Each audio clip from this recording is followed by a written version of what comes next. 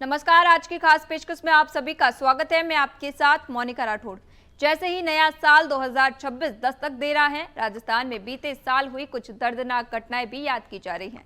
राजस्थान में बीते कुछ समय में कई बड़े हादसों ने लोगों को झकझोर कर रख दिया है।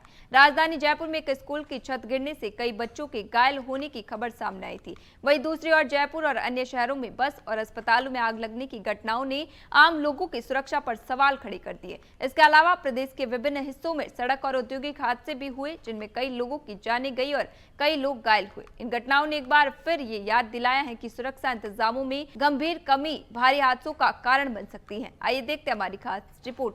वर्ष 2025 समाप्त हो रहा है और नया साल 2026 दस्तक देने वाला है। ऐसे में बीते साल की घटनाओं पर भी एक नजर डालना जरूरी है।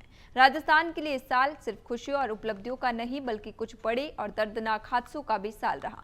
जुलाई महीने में झालावाड़ जिले की पिपलोदी गांव में एक सरकारी स्कूल की छत गिर गई, जिसमें 7 मासूम बच्चों की मौत हो गई और कई गंभीर रूप से घायल हुए। इस हादसे ने राज्य के सरकारी स्कूलों की जर्जर और असुरक्षित इमारतों की पोल खोल दी और बारिश के मौसम में बच्चों की सुरक्षा पर बड़े सवाल खड़े कर दिए।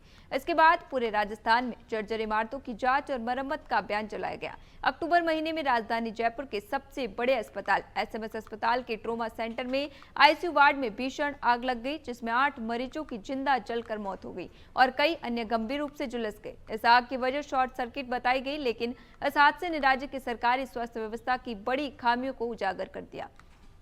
इसी अक्टूबर महीने में जैसलमेर से जोधपुर जा रही एक प्राइवेट स्लीपर बस में आग लगने से 29 यात्रियों की जान चली गई, जबकि कई अन्य गंभीर रूप से घायल हुए। जांच में पता चला कि ये बस अवैध रूप से मॉडिफाई की गई थी, जिससे दुर्घटना और भी घातक हुई।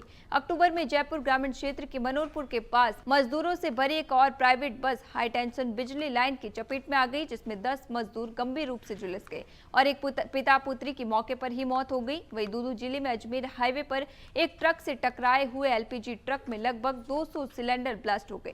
इस धमाके की आवाज लगभग 10 किलोमीटर दूर तक सुनाई दी और केवल ट्रक चालक की मौत हुई, वरना यह हादसा और भी बड़ा तबाही मचा सकता था।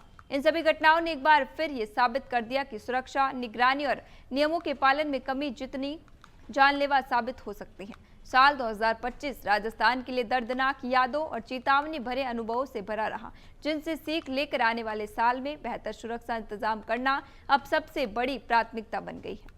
अभी के लिए फिलहाल इतना ही, फिर लौटेंगे एक नए सच के साथ। तब तक के लिए दीजिए इजाजत। नमस्कार।